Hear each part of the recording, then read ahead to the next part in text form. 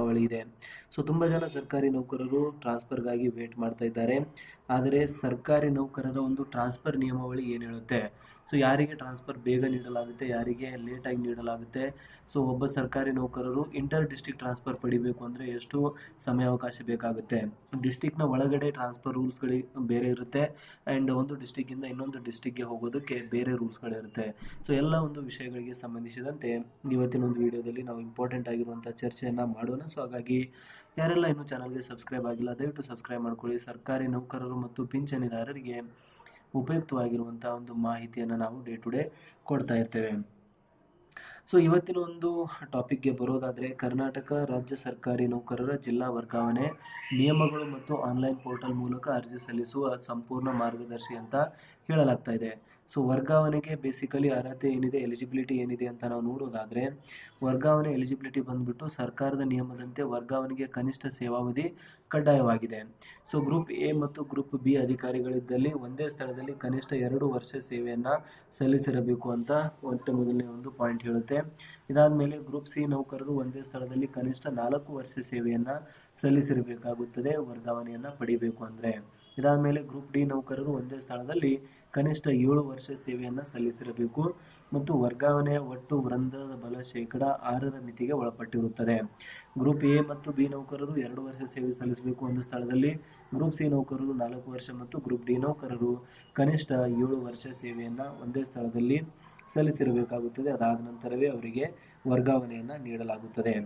ಇದಾದಮೇಲೆ ನೆಕ್ಸ್ಟ್ ವರ್ಗಾವಣೆಯ ಒಂದು ವಿಧಗಳು ನೀವು ನೋಡೋದಾದರೆ, ವರ್ಗಾವಣೆಯ ವಿಧಗಳಲ್ಲಿ ಮೊಟ್ಟ ಮೊದಲನೇದಾಗಿ ಸಾರ್ವತ್ರಿಕ ವರ್ಗಾವಣೆ. ಸೊ ಬೇಸಿಕಲಿ ಸಾರ್ವತ್ರಿಕ ವರ್ಗಾವಣೆ ಅಂತ ಹೇಳಲಾಗುತ್ತದೆ. ಸೊ ಈ ಒಂದು ಸಾರ್ವತ್ರಿಕ ವರ್ಗಾವಣೆಯ ಬಗ್ಗೆ ನೀವು ನೋಡೋದಾದರೆ, ಸಾರ್ವತ್ರಿಕ ವರ್ಗಾವಣೆಯಲ್ಲಿ ಮೇನ್ ಫ್ಯಾಕ್ಟರ್ಸ್ಗಳಂದರೆ, ಫಾರ್ ಎಕ್ಸಾಂಪಲ್ ಲೈಕ್ ಮೇನ್ ಫ್ಯಾಕ್ಟರ್ಗಳು ಬೇಸಿಕಲಿ ಸರ್ಕಾರದ ನಿಯಮದಂತೆ ನಡೆಯುವ ಒಂದು ಸಾಮಾನ್ಯ ವರ್ಗಾವಣೆಯಾಗಿದೆ. ಪರಸ್ಪರ ವರ್ಗಾವಣೆ, ಮ್ಯೂಚುವಲ್ ವರ್ಗಾವಣೆ, ಇಬ್ಬರು ನೌಕರರು ತಮಗೆ ಬೇಕಾದಂತೆ ಜಾಗವನ್ನು ಅದಲಿ ಬದಲಿ ಮಾಡಿಕೊಳ್ಳುವುದಕ್ಕೆ ಪರಸ್ಪರ ಅಥವಾ ಮ್ಯೂಚುವಲ್ ಟ್ರಾನ್ಸ್ಫರ್ ಅಂತ ಕರಿತೀವಿ. ಸೊ ಅದಾದಮೇಲೆ ನೆಕ್ಸ್ಟ್ ಕೋರಿಕೆ ವರ್ಗಾವಣೆ, ನೌಕರರ ವೈಯಕ್ತಿಕ ಅಗತ್ಯಗಳಿಗಾಗಿ ಸಲ್ಲಿಸುವ ಅರ್ಜಿಯನ್ನು ಕೋರಿಕೆ ವರ್ಗಾವಣೆ ಅಂತ ಕರೆಯಲಾಗುತ್ತದೆ. ಮತ್ತು ನೆಕ್ಸ್ಟ್ ಆಡಳಿತಾತ್ಮಕ ವರ್ಗಾವಣೆ, ಸಾರ್ವಜನಿಕ ಹಿತದೃಷ್ಟಿಯಿಂದ ಸರ್ಕಾರವೇ ಮಾಡುವಂಥ ಒಂದು ವರ್ಗಾವಣೆಯನ್ನು ಆಡಳಿತಾತ್ಮಕ ವರ್ಗಾವಣೆ ಅಂತ ಕರೆಯಲಾಗುತ್ತದೆ. ಅದಾದಮೇಲೆ ವಿಶೇಷ ವಿನಾಯಿತಿಗಳ ಬಗ್ಗೆ ನಾವು ಮಾತನಾಡುವುದಾದರೆ, ಕೆಲವು ವಿಶೇಷ ಸಂದರ್ಭಗಳಲ್ಲಿ ವರ್ಗಾವಣೆ ನಿಯಮಗಳಿಂದ ವಿನಾಯಿತಿಯನ್ನು ಪಡೆಯಬಹುದಾಗಿದೆ. ಪತಿ ಪತ್ನಿ ಪ್ರಕರಣ, ಮೊಟ್ಟ ಮೊದಲನೆಯದು ಪತಿ ಪತ್ನಿ ಪ್ರಕರಣ. ಇಬ್ಬರು ಸರ್ಕಾರಿ ನೌಕರರಾಗಿದ್ದಲ್ಲಿ ಒಂದೇ ಜಿಲ್ಲೆಗೆ ವರ್ಗಾವಣೆಯನ್ನು ಕೋರಬಹುದಾಗಿದೆ. ಗಂಭೀರ ಕಾಯಿಲೆ, ಸ್ವತಃ ನೌಕರ ಅಥವಾ ಅವಲಂಬಿತರಿಗೆ ಗಂಭೀರ ಕಾಯಿಲೆ ಇದ್ದಲ್ಲಿ ಅವರಿಗೆ ಈ ಒಂದು ವಿಶೇಷ ವಿನಾಯಿತಿಯನ್ನು ನೀಡಲಾಗುತ್ತದೆ.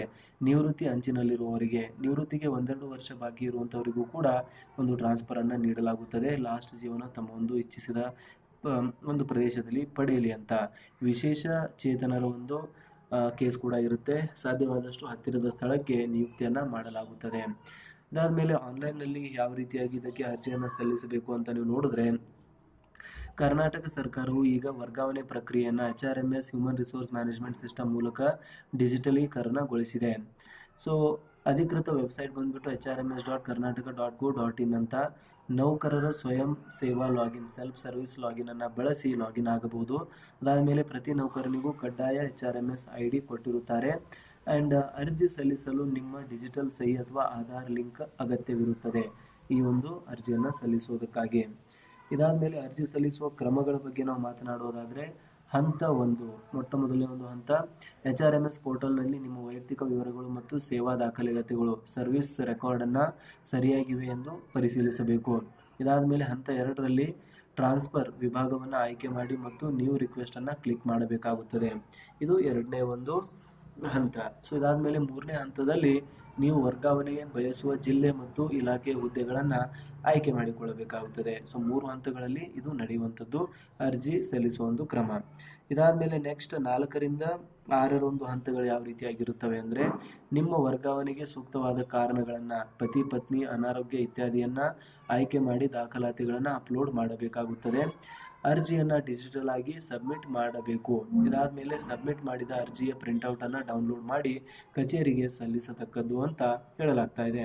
ಸೊ ಇದಾದಮೇಲೆ ಪರಿಶೀಲನೆ ಮತ್ತು ಅನುಮೋದನೆ ಯಾವ ರೀತಿಯಾಗಿ ನಡೆಯುತ್ತದೆ ಅಂದರೆ, ಸೊ ಇಲ್ಲಿ ನೋಡ್ತಾ ಇರುವಂಥದ್ದು ಅರ್ಜಿ ಸಲ್ಲಿಸಿದ ನಂತರ ಪ್ರಕ್ರಿಯೆ ಏನಾಗುತ್ತೆ, ನೀವು ಒಂದು ಅರ್ಜಿಯನ್ನು ಸಲ್ಲಿಸ್ತೀರಾ ಇವಾಗ. ಸೊ ಇದಾದ್ಮೇಲೆ ಏನಾಗುತ್ತೆ ಅನ್ನೋದು ಇಲ್ಲಿ ವಿವರಿಸಲಾಗಿದೆ. DDOಗಳು ಇದನ್ನ ಪರಿಶೀಲಿಸ್ತಾರೆ. ನಿಮ್ಮ ಕಚೇರಿಯ DDO ನಿಮ್ಮ ಅರ್ಹತೆಯನ್ನು ಪರಿಶೀಲಿಸಿ ಫಾರ್ವರ್ಡ್ ಮಾಡುತ್ತಾರೆ. ಇಲಾಖಾ ಮುಖ್ಯಸ್ಥರು ಮೇಲಾಧಿಕಾರಿಗಳು ಹುದ್ದೆಯ ಲಭ್ಯತೆ ಆಧರಿಸಿ ಅನುಮೋದಿಸುತ್ತಾರೆ. ಅಂತಿಮ ಆದೇಶ ಸಕ್ಷಮ ಪ್ರಾಧಿಕಾರದಿಂದ ವರ್ಗಾವಣೆ ಆದೇಶ ಟ್ರಾನ್ಸ್ಫರ್ ಆರ್ಡರ್ ಅನ್ನು ಹೊರಡಿಸಲಾಗುತ್ತದೆ. ಸೊ ಇದು ನೀವು ಒಂದು ಅರ್ಜಿ ಸಲ್ಲಿಸಿದ ನಂತರ ಆಗುವಂಥ ಒಂದು ಪ್ರಕ್ರಿಯೆಗಳ ಲಿಸ್ಟ್ ಆಗಿದೆ. ಇದಾದಮೇಲೆ ಅಗತ್ಯ ದಾಖಲಾತಿಗಳು ಏನೇನು ಬೇಕಾಗುತ್ತದೆ ಅಂತ ನಾವು ನೋಡೋದಾದರೆ, ಪ್ರಸ್ತುತ ವೇತನ ಚೀಟಿ ಅಂದರೆ ರೀಸೆಂಟ್ ಸ್ಯಾಲರಿ ಸ್ಲಿಪ್ ಬೇಕಾಗುತ್ತದೆ. ವೈದ್ಯಕೀಯ ಕಾರಣಗಳಿದ್ದಲ್ಲಿ ಸರ್ಕಾರಿ ಆಸ್ಪತ್ರೆಯ ವೈದ್ಯಕೀಯ ಮಂಡಳಿಯ ಒಂದು ಪ್ರಮಾಣ ಪತ್ರ ಬೇಕಾಗುತ್ತದೆ. ಪತಿ ಪತ್ನಿ ನೌಕರರಾಗಿದ್ದಲ್ಲಿ ಅವರ ಒಂದು ಉದ್ಯೋಗ ಪ್ರಮಾಣ ಪತ್ರ ಸರ್ವಿಸ್ ಸರ್ಟಿಫಿಕೇಟನ್ನು ಬೇಕಾಗುತ್ತದೆ. ವಿಶೇಷ ಚೇತನರಾಗಿದ್ದಲ್ಲಿ ಡಿಸೆಬಿಲಿಟಿ ಸರ್ಟಿಫಿಕೇಟ್ ಬೇಕು. ನಿವೃತ್ತಿ ಹತ್ತಿರವಿದ್ದರೆ ಪಿಂಚಣಿ ದಾಖಲೆಗಳ ಒಂದು ಮಾಹಿತಿ ಬೇಕಾಗುತ್ತದೆ. ಸೊ ಈ ರೀತಿಯಾಗಿ ಸರ್ಕಾರಿ ನೌಕರರು ಇಂಟರ್ ಡಿಸ್ಟ್ರಿಕ್ಟ್ ಟ್ರಾನ್ಸ್ಫರನ್ನು ಪಡಿಬೇಕಂದ್ರೆ ಈ ಎಲ್ಲ ಒಂದು ನಿಯಮಗಳನ್ನು ಪಾಲಿಸಬೇಕಾಗುತ್ತದೆ ಕರ್ನಾಟಕ ರಾಜ್ಯ ಸರ್ಕಾರಿ ನೌಕರರ ಒಂದು ನಿಯಮಾವಳಿ ಪ್ರಕಾರ. ಸೊ ಇದ್ರ ಬಗ್ಗೆ ನಿಮ್ಗೇನು ಅನಿಸುತ್ತೆ ದಯವಿಟ್ಟು ಕಮೆಂಟಲ್ಲಿ ತಿಳಿಸಿ. ಏನಕ್ಕಂದರೆ ನಾರ್ಮಲ್ ಡಿಸ್ಟ್ರಿಕ್ಟ್ ಟ್ರಾನ್ಸ್ಫರ್ ಅಂದರೆ ನಾರ್ಮಲ್ ಟ್ರಾನ್ಸ್ಫರ್ಗೂ ಮತ್ತು ಇಂಟರ್ ಡಿಸ್ಟ್ರಿಕ್ಟ್ ಟ್ರಾನ್ಸ್ಫರ್ಗೂ ತುಂಬ ವ್ಯತ್ಯಾಸ ಇರುತ್ತದೆ. ಇದರಲ್ಲಿ ಒಂದಿಷ್ಟು ಪ್ರಕ್ರಿಯೆ ತುಂಬ ಕಠಿಣವಾಗಿರುವಂಥದ್ದು ಆ್ಯಂಡ್ ಡಿಫ್ರೆಂಟ್ ಟೈಪ್ಸ್ ಆಫ್ ಟ್ರಾನ್ಸ್ಫರ್ಗಳು ಕೂಡ ಇದೆ. ಪತಿ ಪತ್ನಿ ಪ್ರಕರಣ ಆಗಿರ್ಬೋದು, ಸೇವಾ ಸೇವೆ ಮುಗಿಯುವಂಥ ಒಂದು ಪ್ರಕರಣ ಆಗಿರ್ಬೋದು, ಇದಾದಮೇಲೆ ರಿಟೈರ್ಮೆಂಟ್ ಸಮೀಪ ಆಗಿರುವಂಥದ್ದು ಆ್ಯಂಡ್ ಫೈನಲಿ ಡಿಸೆಬಿಲಿಟಿ ವೈದ್ಯಕೀಯ ಕಾರಣಗಳಿಂದಲೂ ಕೂಡ ನೀಡಲಾಗುತ್ತೆ. ಇನ್ನೊಂದು ಮೋಸ್ಟ್ ಕಾಮನ್ ಸಾಮಾನ್ಯವಾಗಿರುವಂಥ ಒಂದು ಟ್ರಾನ್ಸ್ಫರ್, ಅದರಲ್ಲಿ ಅಭ್ಯರ್ಥಿಗಳು ನಮಗೆ ಈ ಒಂದು ಸ್ಥಳದಿಂದ ಬೇರೆ ಕಡೆ ಟ್ರಾನ್ಸ್ಫರ್ ಬೇಕು ಅಂತ ಸಾಮಾನ್ಯವಾಗಿ ಕೋರುವಂಥದ್ದಾಗಿರ್ಬೋದು. ಸೊ ಎಲ್ಲ ಒಂದು ವಿಷಯಗಳ ಬಗ್ಗೆ ನಿಮ್ಮ ಒಂದು ಕಮೆಂಟ್ಸನ್ನು ದಯವಿಟ್ಟು ಮಾಹಿತಿಯನ್ನು ತಿಳಿಸಿ ಅಂತ ಹೇಳ್ತಾ ಇವತ್ತಿನ ವಿಡಿಯೋನ ಇಲ್ಲಿಗೆ ನಿಲ್ಲಿಸೋಣ. ಆ್ಯಂಡ್ ಇನ್ನೊಂದು ಇಂಪಾರ್ಟೆಂಟ್ ಆಗಿರುವಂಥ ಪಾಯಿಂಟ್, ನಿಮಗೆ ಈ ಒಂದು PPT ಏನಾದರೂ ಬೇಕು ಅಂದರೆ, ಯಾಕಂದರೆ ಇದರಲ್ಲಿ ಇಂಪಾರ್ಟೆಂಟ್ ಆಗಿರುವಂಥ ಒಂದು ಸ್ಟೆಪ್ಸನ್ನು ಮತ್ತು ಮಾಹಿತಿಯನ್ನು ಸ್ಟೆಪ್ ಬೈ ಸ್ಟೆಪ್ ವಿವರಿಸಲಾಗಿದೆ. ಸೊ ಹಾಗಾಗಿ ಇದನ್ನು ರೆಫರ್ ಮಾಡಬೇಕು ನೀವು ಅಂದರೆ ಕಮೆಂಟಲ್ಲಿ PPT ಅಂತ ಸರ್ಚ್ ಮಾಡಿ ಅಥವಾ ಟೈಪ್ ಮಾಡಿ, ನಿಮಗೆ ಈ ಒಂದು PPTಯನ್ನು ನಾವು ಸೆಂಡ್ ಮಾಡ್ತೀವಿ. ಸೊ ಇದರಿಂದ ನಿಮಗೂ ಕೂಡ ಹೆಲ್ಪ್ ಆಗಲಿದೆ. ಮತ್ತು ವಿಡಿಯೋನ ಇನ್ನೂ ಕೂಡ ಲೈಕ್ ಮಾಡಿಲ್ಲ ಅಂದರೆ ಲೈಕ್ ಮಾಡಿ, ಚಾನಲ್ನ ಸಬ್ಸ್ಕ್ರೈಬ್ ಮಾಡ್ಕೊಳ್ಳಿ. ಸರ್ಕಾರಿ ನೌಕರರಿಗೆ ಉಪಯುಕ್ತವಾಗಿರುವಂಥ ಮಾಹಿತಿ ಡೇ ಟು ಡೇ ನಾವು ಕೊಡ್ತಾ ಇರ್ತೇವೆ.